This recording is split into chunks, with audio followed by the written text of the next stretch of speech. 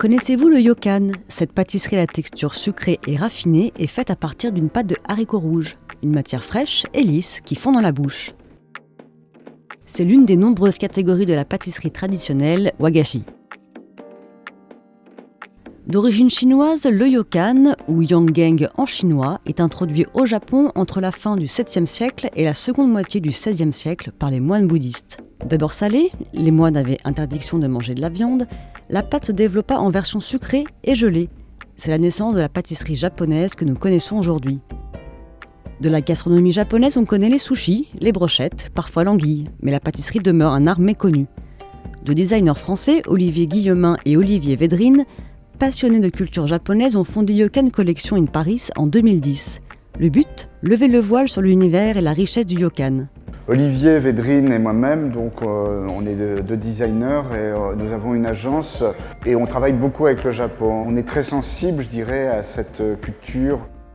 On voulait aussi faire ce mix de culture entre le raffinement français et le raffinement japonais parce que je pense qu'il y a vraiment il y a des relations très très fortes entre ces deux cultures très différentes pour un petit peu faire connaître au public français les Yokan. C'est quelque chose d'assez inconnu, particulièrement les Français sont un pays qui sont parmi les plus sensibles à la culture japonaise, que ce soit la pop japonaise ou surtout les mangas. C'est quand même le deuxième pays consommateur de mangas au monde. La cuisine japonaise est devenue depuis à peu près une dizaine, vingtaine d'années quelque chose de très connu en France, enfin surtout la cuisine basique, les sushis, les sashimi, les yakitori.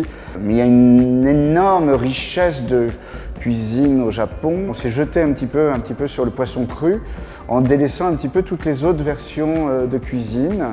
Et ça me semble un petit peu normal parce que le Japon a été un pays quand même très fermé pendant très longtemps, qui ne s'exportait peu, qui diffusait peu sa culture personnelle de manière générale, mais aussi sa culture gastronomique.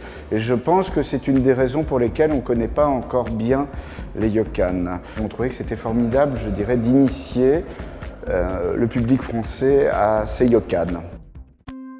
Keishindo, Toraya, Obusedo, Tushiya. Pour la première fois en France, 11 maîtres pâtissiers sont venus des 4 coins du Japon pour présenter le savoir-faire de leur maison.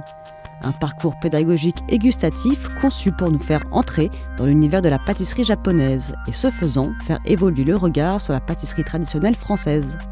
Yokan Collection in Paris a été un événement passionnant à mettre en place. Ces pâtissiers n'avaient jamais exposé en dehors du Japon.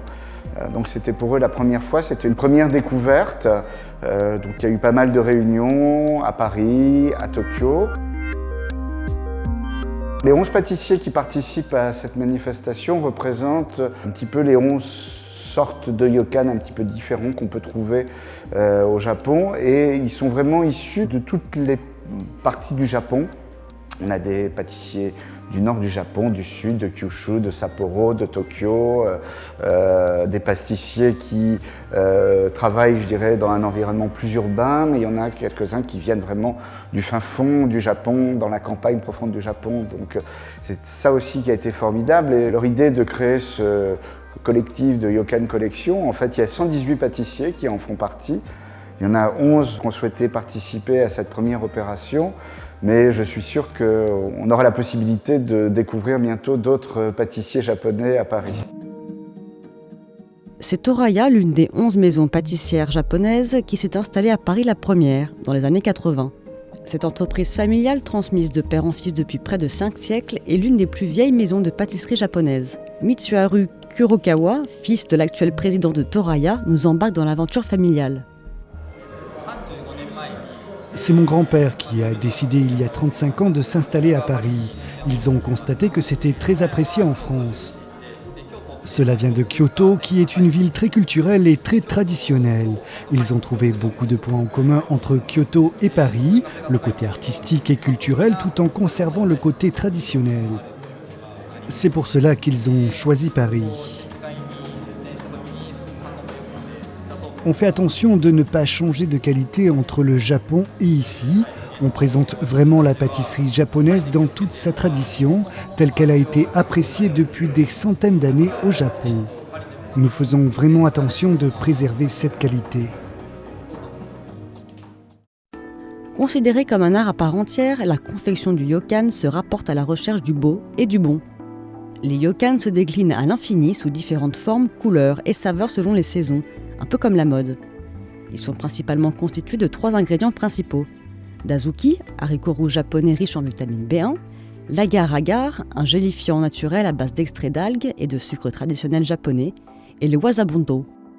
La base de ryokan ne change pas pour la saison, c'est juste les ingrédients que l'on ajoute ensuite. Par exemple, les châtaignes pour l'automne, et si c'est la saison des kakis, ce sera alors le kaki. On choisit toujours le meilleur de chaque saison et nos pâtisseries s'adaptent donc en fonction d'elles. Tout est naturel, cela vient de plantes végétales, c'est très léger à manger. Au Japon, un repas traditionnel ne comporte pas de dessert. Les ryokans sont associés à la cérémonie du thé, ce qui leur confère une véritable dimension symbolique qui mêle nature, poésie, mythologie et succession des saisons. Ces petites pâtisseries japonaises sont des œuvres d'art, fleurs, fruits ou animaux. Ils nous parlent des saisons et du temps qui passe, de la nature, de l'amour aussi. Les wagashi peuvent être assimilés à l'art des 5 sens. Le goût, l'odorat, la légèreté des ingrédients naturels, le toucher, une texture originale, la vue. La beauté des couleurs et des formes évoque les saisons, leur nom poétique stimule l'imagination.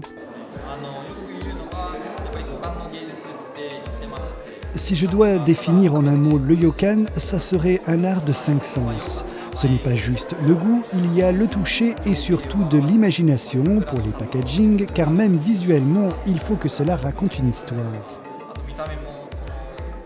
Il y a par exemple un ryokan qui s'appelle le paysage de cerisier. Déjà, rien qu'en entendant le nom, on imagine le paysage et en le regardant, on imagine vraiment le printemps. Avant de le déguster, on est déjà dedans et ensuite, il y a le goût qui arrive, les yeux, la bouche, l'ouïe, l'imagination.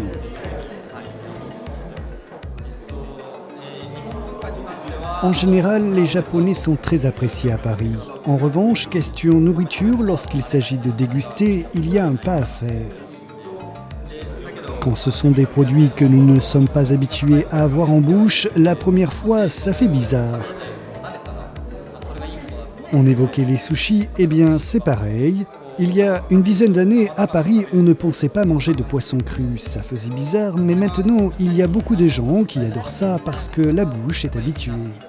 Ce n'est pas juste une question d'aimer ou pas tout de suite, je pense qu'il faut du temps pour que cela soit accepté.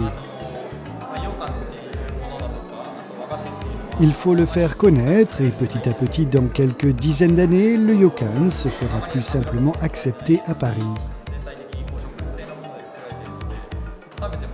Je suis vraiment fier de la pâtisserie japonaise du ryokan. C'est pour ça que je voulais être ici, dans cette exposition, pour la faire connaître. S'il n'y a pas beaucoup de monde qui connaît, c'est aussi parce que les ingrédients traditionnels se trouvent au Japon et que c'est assez difficile de les importer. Le ryokan, c'est vraiment un gâteau de qualité avec des ingrédients de qualité et des artisans de qualité. C'est le fruit de la culture japonaise.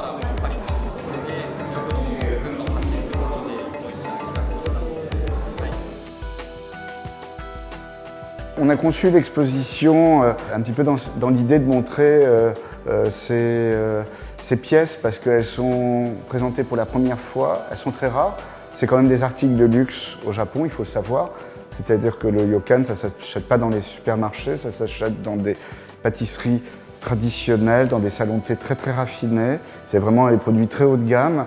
Et donc on a choisi de présenter cette collection justement pour la mettre en valeur un petit peu comme une exposition d'art ou une exposition de haute joaillerie.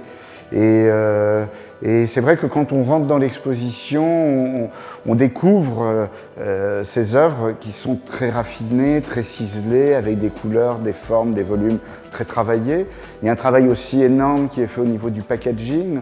On le sait, les Japonais sont les rois des paquets cadeaux, des emballages et des choses comme ça, mais c'est une chose vraiment qu'on découvre très particulièrement sur le ryokan et qui permet de donner cet aspect et de mettre en valeur vraiment les produits qui sont exposés. Ils sont tous différents, il y en a des plus créatifs, il y en a des plus traditionnels, il y en a des plus transparents, il y a les miso yokan.